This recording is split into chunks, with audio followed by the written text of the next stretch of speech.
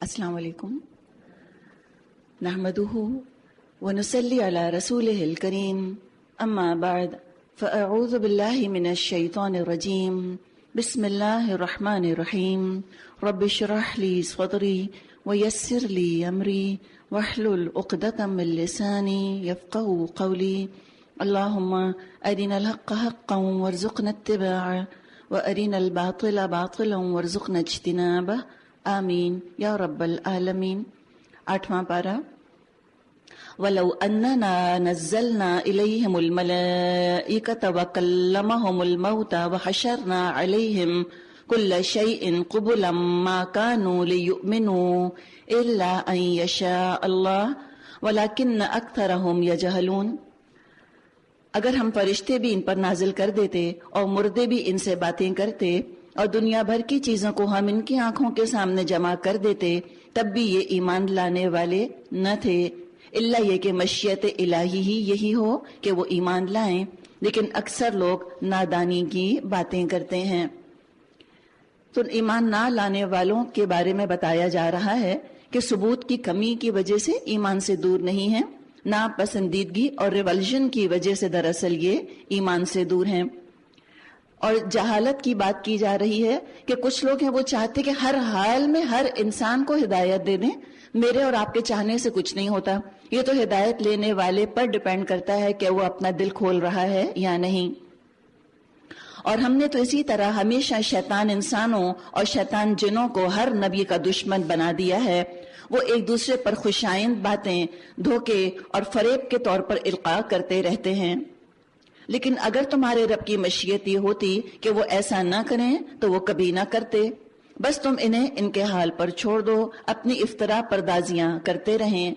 یہ سب کچھ ہم انہیں اسی لیے کرنے دے رہے ہیں کہ جو لوگ آخرت پر ایمان نہیں رکھتے ان کے دل اس خوشنما دھوکے کی طرف مائل ہوں اور وہ اس سے راضی ہو جائیں اور ان برائیوں کا اکتساب کریں جن کا اکتساب وہ کرنا چاہتے ہیں۔ عربی میں اگر آپ پڑھیں تو الفاظ آئے ہیں زخرف القول غرورا۔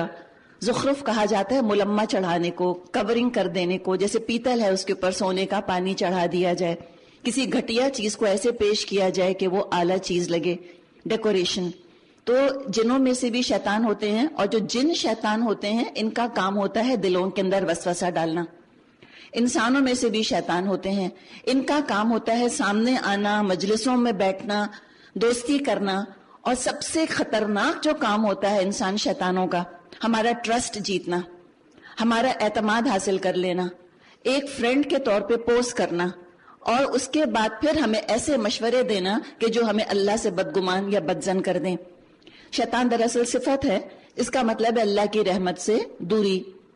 تو یہ انسان بھی کام کرتے ہیں، پہلے انسان یہ ساری کوششیں کرتے ہیں اور شیطان ان کے ساتھ مل کے دلوں کے اندر وسوسہ اندازی کرتے ہیں۔ تو ایک ظاہر میں کام کر رہا ہے، ایک باطن میں۔ تو آپ دیکھیں نا، شیطانوں کی پوری ٹیم ہے جو چلی چلی آ رہی ہے۔ ہمیں بھی سوچنا ہے کہ ہم اپنے ڈیفنس کے لیے نہتے کیوں ہیں، تنہا کیوں ہیں۔ ہمیں بھی ٹیم ورک کی ضرورت ہے اس کے حملوں کو روکنے کے لیے۔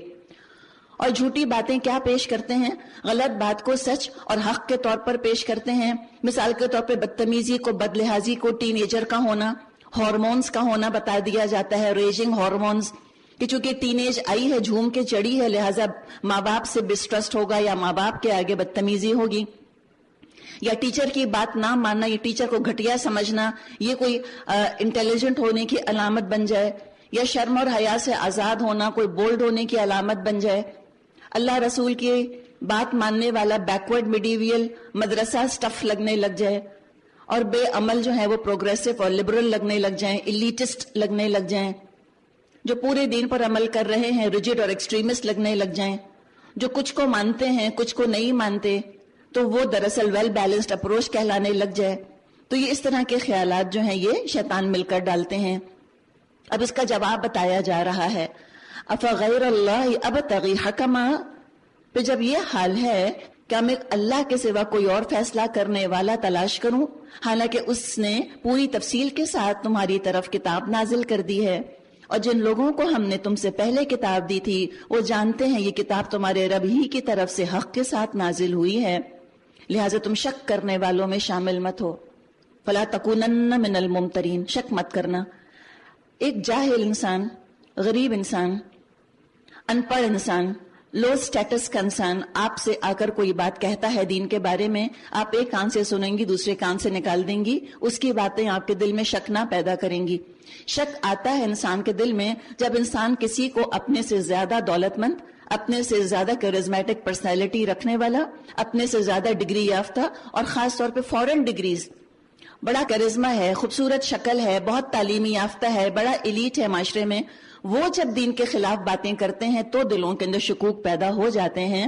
تو کہا جا رہا ہے یہ مت کرنا، اور علاج بتا دیا کہ اگر تمہارے دل میں شک آئے، لوگوں سے پوچھنے مت جانا، ہو سکتا ہے تمہیں پہچان نہ ہو، تم کسی کو اپنا دوست سمجھ کے جاؤ پوچھنے کے لیے، اور ہم دوستوں ہی کے پاس مشورہ لینے جاتے ہیں، ہو سکتا ہے وہ تمہارا دوست جو ہے وہ دراصل شیطان ہی ہو لیکن دوست کے روپ میں ہو، تم اس کو ٹرسٹ کر رہے ہو، اعتماد کرتے ہو، وہ تم سے محبت جتلاتا ہے، تمہارے دل میں بھی اس کی محبت ہے، اور تم کو ورغلا دے، دین سے بہکا دے۔ تو لوگوں کے پاس جانے سے پہلے اللہ کی کتاب سے تم پوچھ لیا کرو، اللہ جو میں یہ کام کر رہی ہوں درست ہے کہ نہیں؟ دعا کر لو، قرآن کھول لو، اور قرآن سے جو کچھ تم کر رہے ہو اس کی پہلے دلیل حاصل کرو، اور اس کے بعد جا کے لوگوں سے مشورہ کس بات پہ کرو؟ اس بات پہ نہیں کہ میں یہ کام کروں یا نہ کروں، اس بات پر کہ کیسے کروں، اور اللہ کی بات میں اس میں کیا شک ہے؟ فرمایا تمہارے رب کی بات سچائی اور انصاف کے اعتبار سے کامل ہے، کوئی اس کے فرامین کو تبدیل کرنے والا نہیں، اور وہ سب کچھ سنتا اور جانتا ہے۔ صدقم و عدلا کا ذکر آ رہا ہے۔ صدق، ہر بات قرآن کی سچی ہے، ہر بات، عقل نے نہیں جھٹلایا، فطرت نے نہیں جھٹلایا، ہماری جو معاشرے کی جو بھی ہم دیکھتے ہیں، جو ہماری ایک مورل سینس ہے، جو اخلاقی حص ہے ہماری، اس نے کبھی قرآن کی تعلیمات کو نہیں جھٹلایا، سائنس نے کبھی قرآن کی تعلیمات کو نہیں جھٹلایا، تاریخ نے کبھی نہیں جھٹلایا۔ جو ریویلڈ نالج ہے وہ تو الحمدللہ اپنی جگہ ہے، اور جو ایکوائرڈ نالج ہے اس کی روشنی میں بھی آج قرآن کو جب دیکھا جا رہا ہے تو قرآن بہرحال آج کے ایکوائرڈ نالج سے آگے ہی محسوس ہوتا ہے۔ تو صدق، سچی ہے اس کی ہر بات، بالکل جو ہماری فطرت ہے یہ اس کی روشنی میں ہم کو باتیں بتاتی ہے۔ عورت کو عورت کے حساب سے قرآن گائیڈ کرتا ہے، اور مرد کو مرد کے حساب سے گائیڈ کرتا ہے، اور عدل ہی عدل ہے اس کے اندر، جسٹس ہی جسٹس ہے، عدل کی بات کرتا ہے، قرآن ظلم نہیں کرتا۔ اگر اس نے عورت کی پیسے کے معاملے میں گواہی آدھی رکھی ہے، یا مردوں کو 4 شادی کی اجازت دی ہے، رخصت دی ہے، عدل ہی عدل ہے، 100% دل ہمارا ٹھکا ہوا ہونا چاہیے اس بات کے اوپر۔ دوسرے عدل سے مراد اعتدال، ماڈریشن ہے اس کے اندر، ایکسٹریمزم بالکل نہیں ہے۔ تو انلائٹنڈ ماڈریشن تو قرآن سے ملتی ہے، جو قرآن کو چھوڑ دیتے ہیں وہ ایکسٹریمز پر چلے جاتے ہیں۔ اور پھر انسانی فطرت اور انسانی جسم، نفس اور روح کے درمیان بھی اس نے عدل کیا ہے، جسم کو جسم کا حق دیا ہے، روح کو روح کا حق دیا۔ نہ انسانی خواہشات کے پیچھے چلتا ہے بالکل کہ بالکل انسان کی خواہشات کے حساب سے ہو جائے، اور نہ ہی انسان کے جذبات اور فطرت پر اتنا زبردست کوئی بوجھ ڈالتا ہے کہ انسان اس کو برداشت نہ کر سکے۔ رہبانیت نہیں ہے اس کے اندر، موناسٹسزم نہیں ہے، بہت خوبصورت، بڑا متواضع، بڑا بیلنسڈ دین ہے۔ فرمایا وَإِن تُطِعْ أَكْثَرَ مَن فِي الْأَرْضِ يُضِلُّوكَ عَن سَبِيلِ اللَّهِ إِن يَتَّبِعُونَ إِلَّا الظَّنَّ وَإِنْ هُمْ إِلَّا يَخْرُصُونَ۔ اے محمد صلی اللہ علیہ وسلم، اگر آپ ان لوگوں کی اکثریت کے کہنے پر چلیں جو زمین میں بستے ہیں، وہ تو آپ کو اللہ کے راستے سے بھٹکا دیں گے، وہ تو محض گمان پر چلتے ہیں اور قیاس آرائیاں کرتے ہیں۔ تو یہاں پر اکثر کی پیروی کرنے سے ہمیں روک دیا گیا۔ کسی نے کہا ہے نا کہ what is right is not always popular and what is popular is not always right۔ تو ہمیں تو حق کی پیروی کرنے والا انشاءاللہ تعالی بننا ہے۔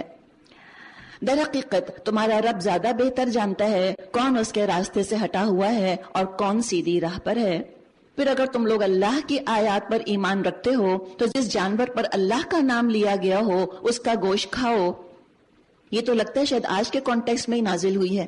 جا کے ذرا یورپ کے ممالک سے پوچھو کہ ذبیحہ اگر وہ چین شروع کر رہے ہیں، ذبیحہ اونلی، حلال اونلی فوڈ چین اگر شروع کر رہے ہیں تو ایشو ہے کیا؟ وَمَا لَكُمْ، کیا ہو گیا ہے تم کو؟ ہم سوچیں کہ لو اللہ کے نام پہ ذبح کیا تو کسی کو کیا اس میں شکایت ہو سکتی ہے؟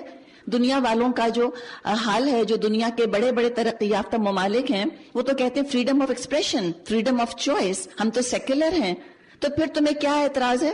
تم کیوں کہہ رہے ہو کہ ہم کیس کر دیں گے؟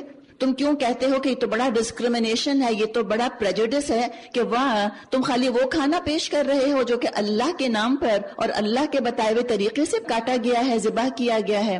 اس قدر ریاکشن ہے دنیا میں. آپ جا کر دیکھیں بعض ممالک میں تو ایک لگتا ہے انہی سے پوچھا کیا ہو گیا تمہیں، اب کہاں گیا تمہارا سیکولرزم، اب کہاں گئی فریڈم آف چوائس، اب کہاں گیا فریڈم آف ایکسپریشن. حقیقت ہے کہ سیکولرزم سے زیادہ ایکسٹریم اور اس سے زیادہ انٹالرنٹ مذہب اور کوئی نہیں ہے جو کہ سیکولرزم ہے، جس کی مثالیں ہم دیکھ رہے ہیں.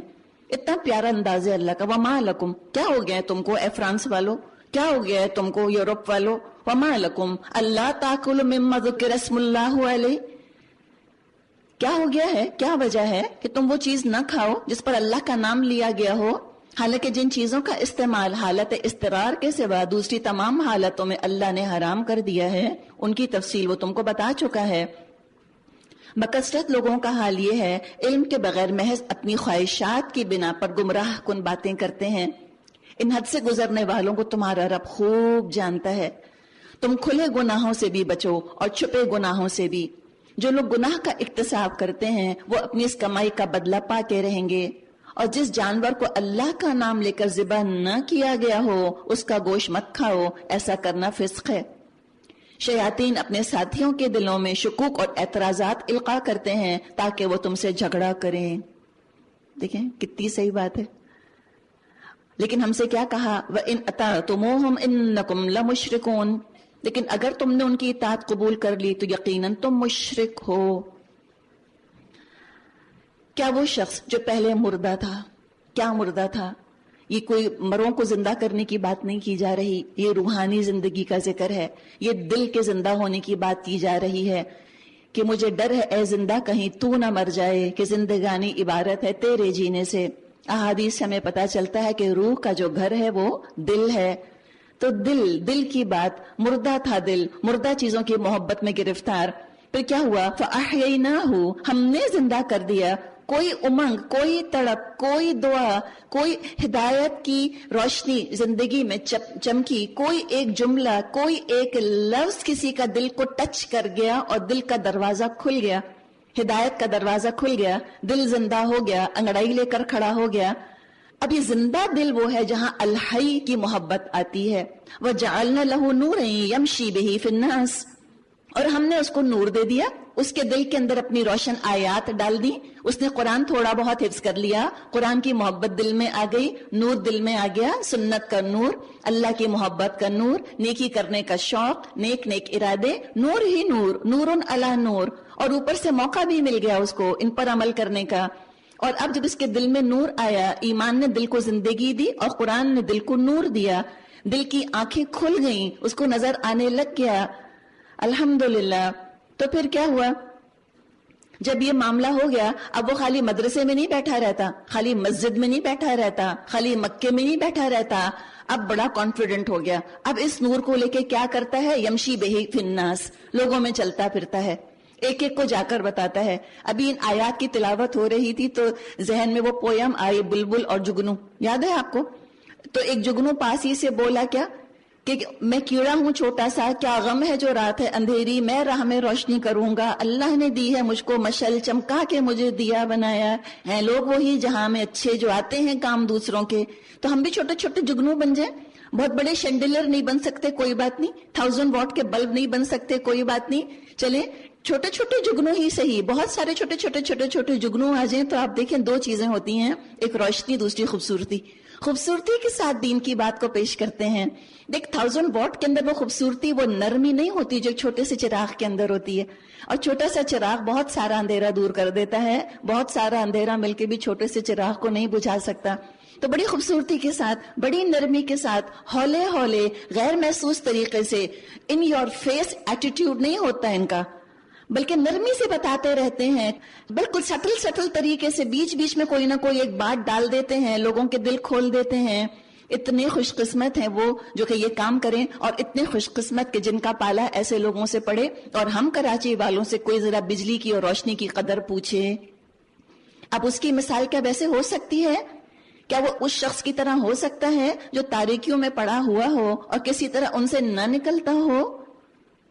لوڈ شیڈنگ جن کے ہاں ہو رہی ہے وہ زیادہ خوش قسمت ہیں یا جن کے ہاں لوڈ شیڈنگ نہیں ہو رہی؟ اور جب لوڈ شیڈنگ ہوتی تو ہم روتے پیٹتے تو نہیں بیٹھتے. جو افورڈ کر سکتا ہے لے لیتا ہے, یو پی ایس لے لیتا ہے, جنریٹر لے لیتا ہے, چھوٹا ہو یا بڑا ہو کچھ نہ کچھ تو لے ہی لیتا ہے نا. اور نہیں لے سکتا, نہیں افورڈ کر سکتا یو پی ایس, تو موم بتی رکھ لیتا ہے, لالٹین لا کے رکھ لیتا ہے. جس کو اندھیرے دور کرنے کا شوق ہوگا وہ انتظام کر لے گا, وہ نہ غربت کا رونا روئے گا اور نہ اپنے ذرائع کا رونا روئے گا. اللہ تعالیٰ اس کی دل کی پکار سن کے اس کے لیے انتظام ضرور فرمائے گا انشاءاللہ.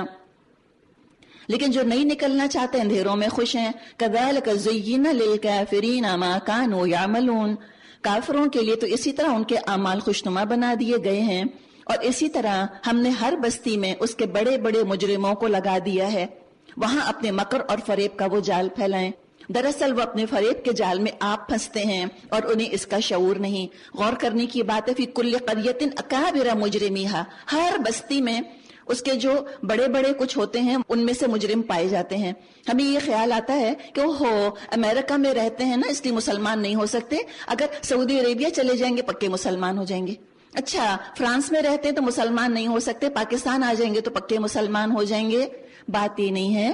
دیکھیے بات کیا ہے, چاہے پاکستان ہو یا امریکہ, چاہے فرانس ہو یا سعودی عربیہ, بہرحال حق سے ہٹانے میں ایک جماعت وہاں سرگرم ہے. اللہ نے یہ نہیں کہا کہ سعودی عربیہ میں نے شیطان کا داخلہ بین کر دیا, وہ وہاں بھی موجود ہے. عین ممکن ہے کہ کئی سال سعودی عربیہ میں رہا ہو, نہ ہدایت پائی ہو, پاکستان میں رہا ہو, نہ ملا اس کو ہدایت کا راستہ, صحبت اچھی نہیں تھی, ہو سکتا ہے یہاں سے نکل کر ہو سکتا ہے امریکہ افریقہ چلا گیا, وہاں اللہ نے اس کی ہدایت کا بندوبست کر دیا.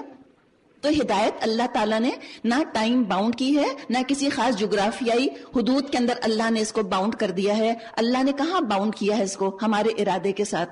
تم ڈھونڈو گے تمہیں مل جائے گی, دنیا میں ہر جگہ ہے. اور گمراہی تم تلاش کرنا چاہتے ہو, مکہ میں بیٹھ کے بھی گمراہی مل جائے گی. تو بات کیا ہے کہ انسان اس چراغ کی روشنی میں, قرآن کی روشنی میں مجرموں کی پہچان اپنے اندر پیدا کرے اور ان سے بچے. اور یہ کبھی بہانہ نہ بنائے کہ میں چونکہ فلاں جگہ رہتا ہوں تو میں دین پہ نہیں چل سکتا. چلنے والے اللہ کے فضل سے ہر جگہ عمل کر رہے ہیں. فرمایا ترجمہ ہے, جب ان کے سامنے کوئی آیت آتی ہے وہ کہتے ہیں ہم نہیں مانیں گے جب تک وہ چیز خود ہم کو نہ دی جائے جو اللہ کے رسولوں کو دی گئی ہے.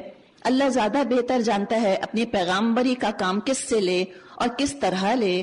قریب ہے وہ وقت جب یہ مجرم اپنی مکاریوں کے پاداش میں اللہ کے ہاں ذلت اور سخت عذاب سے دو چار ہوں گے. بس حقیقت یہ ہے, اتنی خوبصورت آیت اگر آپ عربی میں گھر جا کے پڑھیں, جسے اللہ ہدایت بخشنے کا ارادہ کرتا ہے اس کا سینہ اسلام کے لیے کھول دیتا ہے. یشرح صدرہ للاسلام, رب اشرح لی صدری ویسر لی امری. اللہ میرا سینہ کھول دے اسلام کے لیے اور میرے لیے معاملہ آسان کر دے. اور جب دل کھل جائے, اندر کی تنگی چلی جائے, تو گمراہی کے دروازے بند ہونا شروع ہو جاتے ہیں. ضلالت کے دروازے, بدعت کے دروازے, گناہوں کے دروازے, ٹیمپٹیشنز کے دروازے, بری صحبت کے دروازے سب بند ہونا شروع ہو جاتے ہیں. لیکن بات کیا ہے ساری دل کی, دل کھلنا چاہیے. دل چاہتا ہے انسان کا تو وہ پہاڑ پہ چڑھ جاتا ہے, ماؤنٹ ایوریسٹ پہ چڑھ جاتا ہے. اور دل نہیں چاہ رہا ہوتا تو بستر سے اٹھ کے صرف ایک بٹن آن کرنا بھی پہاڑ ہوتا ہے. کہتی ہمت نہیں, پلیز کوئی آ کے پنکھا چلا دے, پلیز کوئی یہ اے سی کا ریموٹ مجھے پکڑا دے, میں اس کو آن کر دوں. دل نہیں چاہ رہا, ہمت نہیں ہو رہی. تو مشکلات ماحول میں نہیں ہوتی, سب سے بڑی مشکل انسان کے اندر ہوتی ہے. اس کی فکر کریں. بلیم گیم ہمیں نہیں کھیلنا, وہ نہیں کرنے دے رہا, وہ نہیں کرنے دے رہا. یہ نفس پرانا پاپی برسوں میں نمازی بن نہ سکا. اس پر ہمیں انشاءاللہ تعالی محنت کرنی ہے, اللہ سے دعائیں کرنی ہیں. اللہ کے قبضے میں تو سب انسانوں کے دل ہیں, جہاں چاہے پھیر دے. تو دعا کریں اللہ اسلام کی طرف میرا دل پھیر دے. اندر کی مشکل, اندر کی تنگی دور ہو گئی, باہر کی ساری مشکلات پہ انسان قابو پا لے گا. ہیلن کیلر کا شاید آپ نے نام سنا ہو, یہ خاتون تھیں, اس قدر ہینڈی کیپ تھیں, نظر بھی نہیں آتا تھا ان کو اور سنائی بھی نہیں دیتا تھا, اس وجہ سے بول نہیں سکتی تھی. کتنی اعلیٰ تعلیم حاصل کر لی, کیسے کر لی, محنت کری. انہوں نے ان چیزوں کو امپیڈمنٹ نہیں بننے دیا. اور جو اس کی آنکھیں بھی ہوتی ہیں, کان بھی ہوتے ہیں, بول بھی سکتے ہیں, وہ کیسے جاہل رہ گئے؟ دل نہیں چاہتا. یا کہہ دیتے ہیں ہمیں موقع نہیں ملا. نہیں, موقع تو تلاش کرنے سے مل ہی جاتا ہے. اور جو گمراہ ہو تو اللہ بھی کہتا ہے جاؤ گمراہ ہو جاؤ. اور جسے اللہ گمراہی میں ڈالنے کا ارادہ کرتا ہے اس کے سینے کو تنگ کر دیتا ہے، اور ایسا بھیجتا ہے کہ اسلام کا تصور کرتے ہی اس کو یوں معلوم ہوتا ہے گویا اس کی روح آسمان کی طرف پرواز کر رہی ہے۔ اس طرح اللہ حق سے فرار اور نفرت کی ناپاکی ان لوگوں پر مسلط کر دیتا ہے جو ایمان نہیں لاتے۔ تو ہمیں کیا کرنا ہے؟ وَهَذَا صِرَاطُ رَبِّكَ مُسْتَقِيمًا، حالانکہ یہ راستہ تمہارے رب کا سیدھا راستہ ہے۔ یہ ہے قرآن، اور اس کے نشانات ان لوگوں کے لیے واضح کر دیے گئے ہیں جو نصیحت قبول کرتے ہیں۔ ان کے لیے ان کے رب کے پاس سلامتی کا گھر ہے، اور وہ ان کا سرپرست ہے اس صحیح طرز عمل کی وجہ سے جو انہوں نے اختیار کیا۔ جس روز اللہ ان سب لوگوں کو گھیر کر جمع کرے گا، اس روز وہ جنوں سے خطاب کر کے فرمائے گا، اے گروہ جن، تم نے نوع انسانی پر خوب ہاتھ صاف کیا۔ انسانوں میں سے جو ان کے رفیق تھے وہ عرض کریں گے، پروردگار ہم میں سے ہر ایک نے دوسرے کو خوب استعمال کیا، اب ہم اس وقت پر آ پہنچے جو تو نے ہمارے لیے مقرر کیا تھا۔ اللہ فرمائے گا، اچھا اب آگ تمہارا ٹھکانہ ہے، اس میں تم ہمیشہ رہو گے، اس سے بچیں گے صرف وہی جنہیں اللہ بچانا چاہے، بے شک تمہارا رب دانا اور علیم ہے۔ اچھا یہاں رک کے ذرا کھلا ہوا دل اور بند دل اس کو دیکھ لیں۔ کھلا ہوا، جس کا دل کھلا، وہ یہ آیت پڑھے گا، کہے گا اللہ میرے لیے تو چاہ لے ہدایت، اللہ میرے لیے ہدایت کا فیصلہ کر لے، ہے نا؟ یہ کھلا دل والا یہ کہے گا۔ جس کا دل بند ہے وہ کہے گا اللہ نے نہیں چاہا مجھ کو ہدایت دینا تو میں کیا کروں، اٹس ناٹ مائی فالٹ، اللہ کا قصور ہے۔ ابھی آ رہا ہے پیچھے، آگے قصہ آنے والا ہے شیطان کا، اللہ کو بلیم کرے گا، کہے گا اللہ نے نہیں چاہا۔ جو جن کے دل بند ہوتے ہیں ایسی آیات پر ڈیرا ڈال دیتے ہیں کہ اللہ نے نہیں چاہا، اٹس ناٹ مائی فالٹ۔ اللہ تباہ کرنے والا نہ تھا جبکہ ان کے باشندے حقیقت سے ناواقف ہوں۔ وَلِكُلٍّ دَرَجَاتٌ مِّمَّا عَمِلُوا، ہر شخص کا درجہ اس کے عمل کے لحاظ سے ہے۔ اپنی گریڈنگ خود ہمیں کرنی ہے۔ علم نہیں کہا، خواہش نہیں کہا، تمنا نہیں کہا، خواب نہیں کہا۔ ہاں بات یہ ہے کہ عمل کے لیے علم ضروری ہے، پری ریکویزٹ ہے۔ جیسے نماز کی قبولیت کے لیے وضو پری ریکویزٹ ہے، وضو سے کوئی نماز نہیں پڑھ لیتا، وضو نماز کے لیے ضروری ہے۔ ہاں عمل کے لیے علم ضروری ہے، تمنا ضروری ہے، تڑپ ضروری ہے، ہدایت کے خواب بہت ضروری ہیں، اس کے بعد کہیں عمل کے لیے انسان کو انسینٹیو ملتا ہے۔ وَمَا رَبُّكَ بِغَافِلٍ عَمَّا يَعْمَلُونَ، اور تمہارا رب لوگوں کے اعمال سے بے خبر نہیں ہے۔ تمہارا رب بے نیاز ہے اور مہربانی اس کا شیوا ہے، اگر وہ چاہے تو تم لوگوں کو لے جائے اور تمہاری جگہ دوسرے جن لوگوں کو چاہے لے آئے، جس طرح اس نے تمہیں کچھ اور لوگوں کی نسل سے اٹھایا ہے۔ تم سے جس چیز کا وعدہ کیا جا رہا ہے وہ یقیناً آنے والی ہے، اور تم اللہ کو عاجز کرنے کی طاقت نہیں رکھتے۔ کہہ دیجئے لوگوں تم اپنی جگہ عمل کرو اور میں بھی اپنی جگہ عمل کر رہا ہوں۔ کتنی پیاری بات ہے، take a stand, be firm, be steadfast. لوگوں کے پیچھے مت چلو۔ تمہاری ڈگری نے یا تمہاری دولت نے یا تمہارے اسٹیٹس نے کیا تم کو اپنا غلام بنا لیا ہے؟ ہمیں بہت کیئرفل ہونے کی ضرورت ہے۔ اتنے بڑے بڑے ایلیٹ اسکولوں سے پڑھ کر نکلے ہیں، یونیورسٹی سے، کیا اس کی سلیوز بن گئے ہو؟ نہیں، ہمیں ان کی سلیوری نہیں کرنی، ہمیں یہ تمام چیزیں حاصل کر کے اللہ کا بہترین غلام، اللہ کی بہترین بندی انشاءاللہ ہمیں بننا ہے۔ تو آپ یہ دیکھیں کیا کانفیڈنس ہے، تم کرتے رہو، سب ایک طرف ہے، ایک اکیلا بندہ ایک طرف ہے، کیا غم ہے جو ساری خدائی ہے مخالف، کافی ہے جو یہ خدا میرے لیے ہے۔ ان قریب تم کو معلوم ہو جائے گا انجام کار کس کے حق میں بہتر ہوتا ہے۔ بہرحال یہ حقیقت ہے کہ ظالم کبھی فلاح نہیں پا سکتے۔ ان لوگوں نے اللہ کے لیے خود اسی کی پیدا کی ہوئی کھیتیوں